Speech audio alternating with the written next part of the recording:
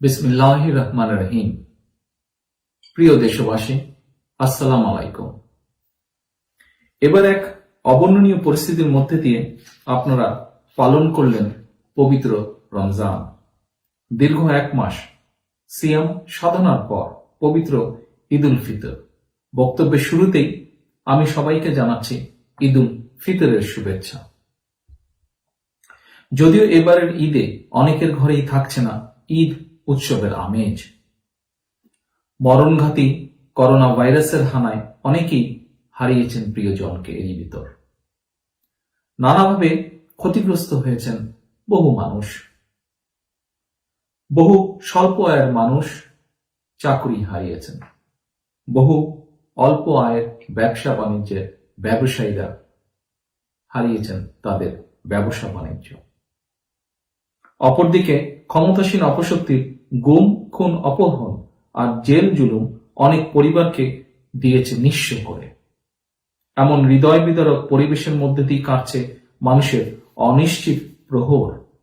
একদিকে corona virus আতঙ্ক, অন্যদিকে খাদ্যাভাবে ঘরবন্দি অসংখ্য অগণিত মানুষের হাহাকার। এরই ভেতর দেশের দক্ষিণ অঞ্চলের জেলাগুলিতে ঘূর্ণিঝড় আমপানের আঘাতে জনজীবনে নতুন করে বিপর্যয়ের সৃষ্টি হয়েছে।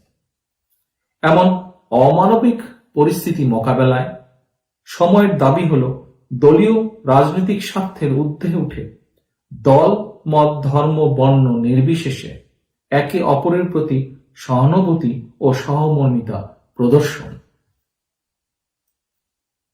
সতর্কতা, সহায়তা, মানবিকতার চেতনায় অসহায় মানুষের প্রতি সহযোগিতার হাত বাড়িয়ে দেওয়া।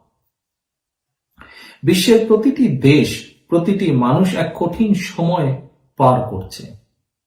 মরণঘাতী করোনা ভাইরাস আতঙ্কে বিশ্বের দেশে দেশে শত শত কোটি কোটি মানুষ আজ ঘরবন্দি। এমন আতঙ্কের পৃথিবী অতীতে কখনো কেউ দেখেছে এমন একজন মানুষও হয়তো বর্তমান পৃথিবীতে খুঁজে পাওয়া যাবে না। বিগত এক শতকে দুটি বিশ্বযুদ্ধ হয়েছে। সেই যুদ্ধ ছিল দৃশ্যমান শত্রুর বিরুদ্ধে, আর এখন সম্পূর্ণ ভিন্ন চিত্র।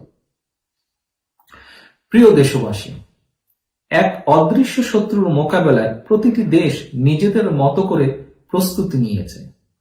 যে দেশের সরকার যত বেশি জবাবদিহিমূলক, জনবান্ধব, গণমুখী এবং দায়িত্বশীল, সেসব দেশের নাগরিকগণ নিজেদেরকে তত বেশি নিরাপদ মনে করেন।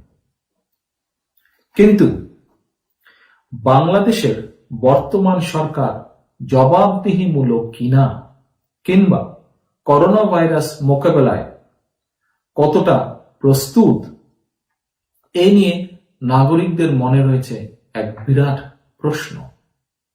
বরং জনগণ দেখেছে করোনা ভাইরাস আতঙ্কিত মানুষ এক হাসপাতাল থেকে আরেক হাসপাতাল ঘুরতে ঘুরতে চিকিৎসা না পেয়ে পথের মধ্যেই ঢলে পড়েছে মৃত্যুর কোলে।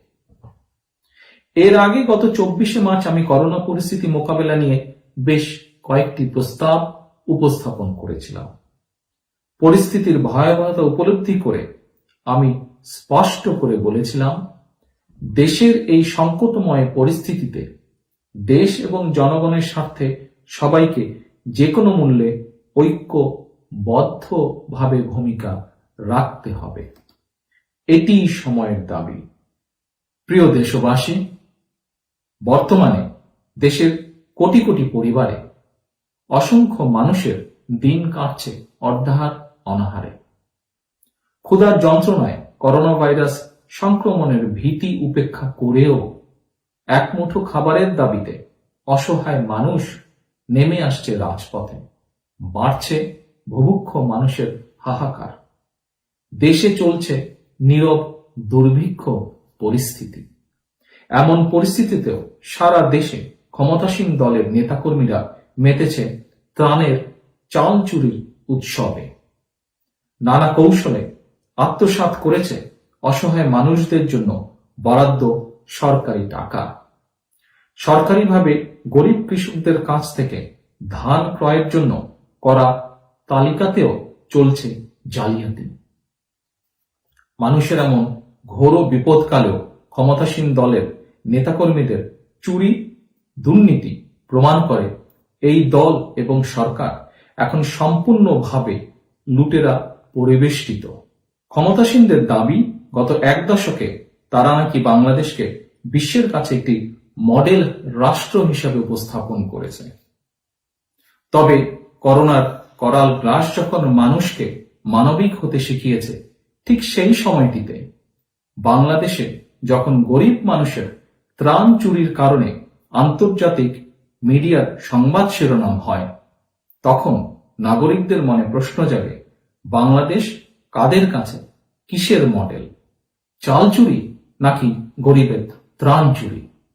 প্রিয় দেশবাসী, একদিকে করোনা ভাইরাস সংক্রমণের আতঙ্ক আর অপ্রতুল চিকিৎসা ব্যবস্থা, অপরদিকে অসংখ্য মানুষের ঘরে ঘরে প্রয়োজনীয় খাদ্য সামগ্রীর অভাব। এমন পরিস্থিতিতে মানুষের প্রতিটি দিন কাটছে ভয়, ভীতি এবং আতঙ্কে। তাই আপাতত এই সময় ক্ষমতাসীনদের অপকীর্তি, অনাচারের দীর্ঘ ফিরিস্তি তুলে ধরতে চাই না।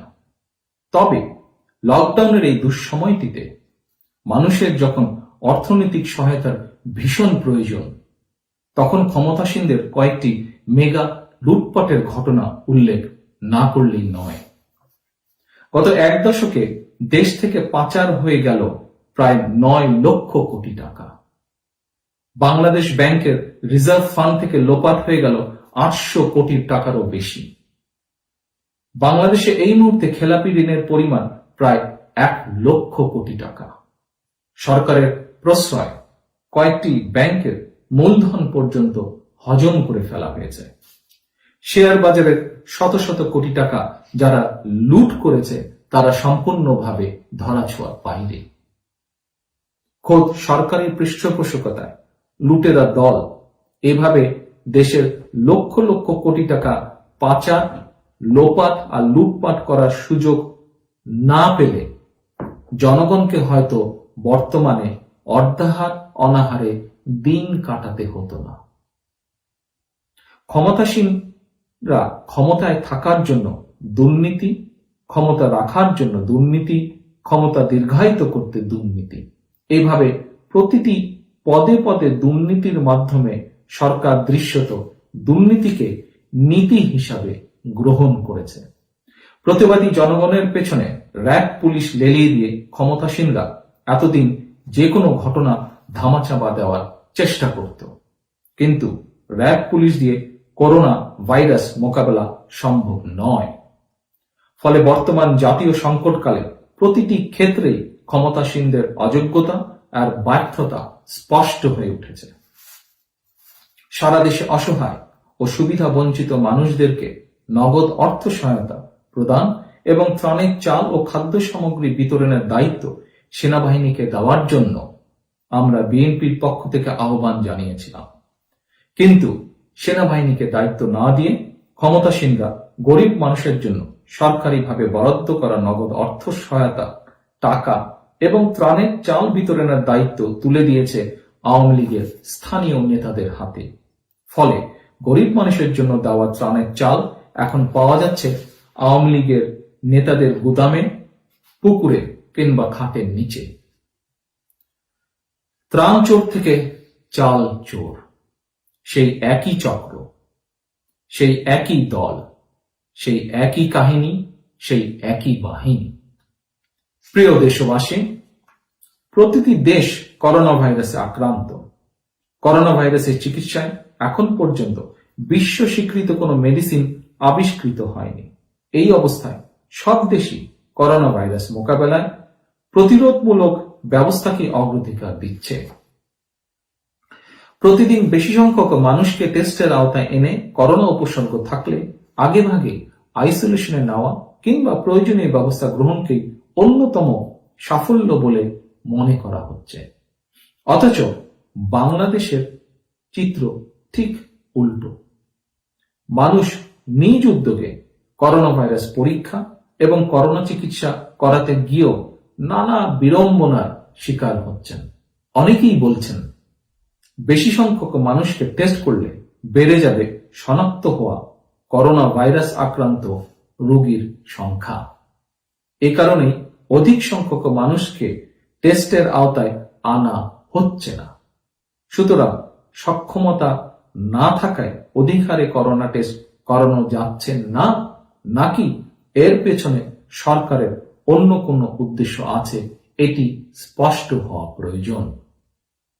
অন্যথায় উদ্বেগের বিষয়টি হল, নানা অজুহাতে করোনা টেস্ট না করে কিংবা টেস্ট করতে গড়িমসি করে সরকার হয়তো করোনা ভাইরাসে আক্রান্তের সংখ্যা এবং মৃতের সংখ্যা কম দেখিয়ে মেকি সাফল্য লাভ করতে চায়।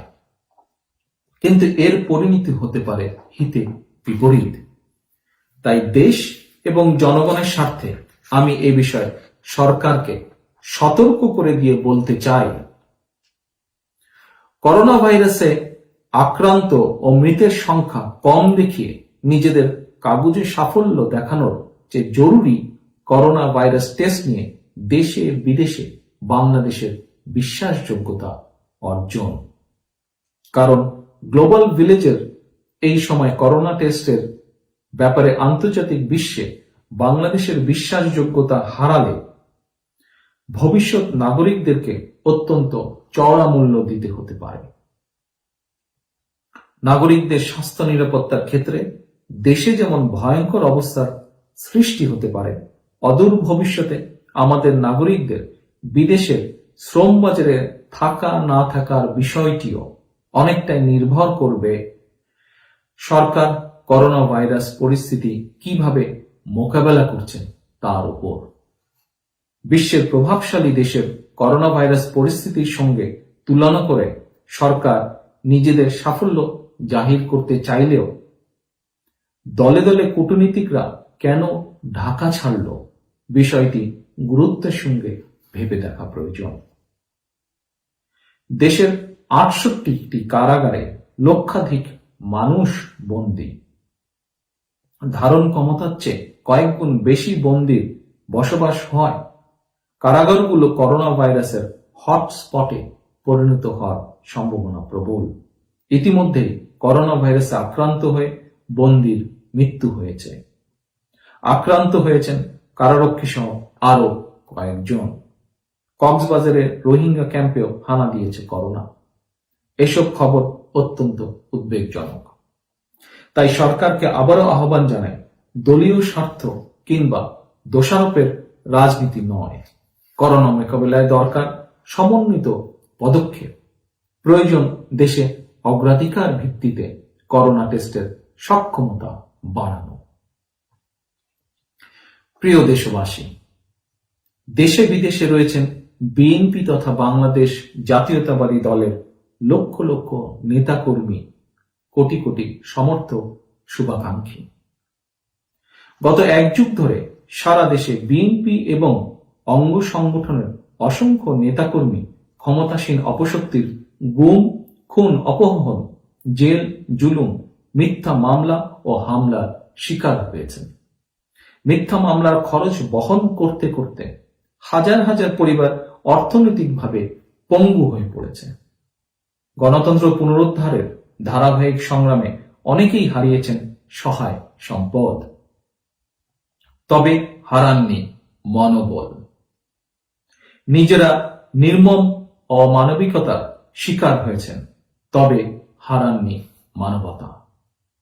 এর প্রমাণ এই করোনা সংকটকালে সারা দেশে বিএনপি নেতাকর্মীরা, বিশেষ করে আমার তৃণমূল পর্যায়ের নেতাকর্মীরা সামর্থ্যের সবটুকু নিয়ে অসহায় জনগণের পাশে এসে দাঁড়িয়েছেন। এদের মধ্যে কেউ কেউ নিজের শখের মোবাইল কিংবা মোটরসাইকেল বিক্রি করে অথবা স্ত্রীর গয়না বন্ধক রেখে সেই অর্থ দিয়েও অসহায় মানুষকে ত্রাণ সহায়তা দিয়েছেন। সতর্কতা, সহায়তা, মানবিকতা, এই চেতনায় সারা দেশে বিএনপি এবং এর অঙ্গ ও সহযোগী সংগঠনের নেতাকর্মীরা দেশে অসহায় মানুষের মধ্যে ত্রাণ সামগ্রী বিতরণ করছেন। সাধ্য মতন ত্রাণ সামগ্রী বিতরণ অব্যাহত রেখেছেন। অব্যাহত রেখেছেন মানবিক সহায়তা কর্মসূচি। বিএনপি দলীয়ভাবে মার্চ মাস থেকে করোনা ভাইরাস সম্পর্কে লিফলেট বিতরণ শুরু করেছিল। বিএনপির কেন্দ্রীয় কার্যালয় থেকেও সারা দেশে দলীয় উদ্যোগে ত্রাণ বিতরণের কার্যক্রম মনিটর করার জন্য বিভাগ ও জেলা ভিত্তিক কমিটি করে দেওয়া হয়েছে। এ পর্যন্ত বিএনপির বিভিন্ন স্তরের নেতা কর্মীরা 1 কোটিরও বেশি মানুষের কাছে ত্রাণ সহায়তা পৌঁছে দিয়েছেন। শুধু তাই নয়, সারা দেশে অনেক অসহায় গরিব কৃষক বর্গা চাষীদের ক্ষেতের ধান কেটে বাড়ি পৌঁছে দিয়েছেন ছাত্রদল, যুবদল, স্বেচ্ছাসেবক, কৃষক দলের নেতাকর্মীরা। Ziaur Rahman foundation, doctors association of Bangladesh, ড্যাবের মতন পেশাজীবী সংগঠনগুলো হাসপাতালগুলোতে পিপিই, সার্জিক্যাল মাস্ক, তৈরি খাবার সরবরাহ, অনলাইন চিকিৎসা পরামর্শ, হাত ধোয়ার জন্য বিভিন্ন স্থানে বেসিন স্থাপন সহ সম্ভাব্য সব ধরনের সহযোগিতা অব্যাহত রেখেছেন। গত 1 যুগ ধরে ক্ষমতাসীন অপশক্তির রাজনৈতিক, সামাজিক, অর্থনৈতিক নিপীড়নের শিকার হবার পরও দেশের এই সংকটকালে আমার দলের সর্বস্তরে নেতাকর্মীরা যেভাবে সম্পূর্ণ নিজেদের আর্থিক সামর্থ্যে নিজ উদ্যোগে সারা দেশে বিপদাপন্ন মানুষের প্রতি সহায়তার হাত বাড়িয়ে দিয়েছেন, এমন মানবতাবাদী নেতাকর্মীদের নিয়ে আজ আমি সত্যি আনন্দিত, আজ আমি সত্যি গর্বিত। করোনা উপসর্গ নিয়ে কিংবা করোনা আক্রান্ত হয়ে কেউ মারা গেলে যখন কেউ ভয়ে দাফন পর্যন্ত করতে চাননি, এমন অন্তিম যাত্রাও আমার দলের নেতাকর্মীরা সাহসের সঙ্গে দায়িত্ব নিয়ে মৃতের দাফন কার্য সমাধান করেছেন।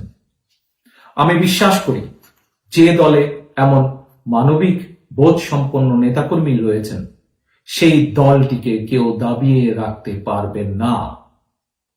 অসহায় মানুষের সহযোগিতায় বিএনপি এবং এর অঙ্গ ও সহযোগী সংগঠনের নেতাকর্মীরা যেভাবে ভূমিকা রেখে চলেছেন, এজন্য আমি বিএনপির পক্ষ থেকে, দেশনেত্রী বেগম খালেদা জিয়ার পক্ষ থেকে আপনাদেরকে জানাই আন্তরিক ধন্যবাদ, আন্তরিক শুভেচ্ছা।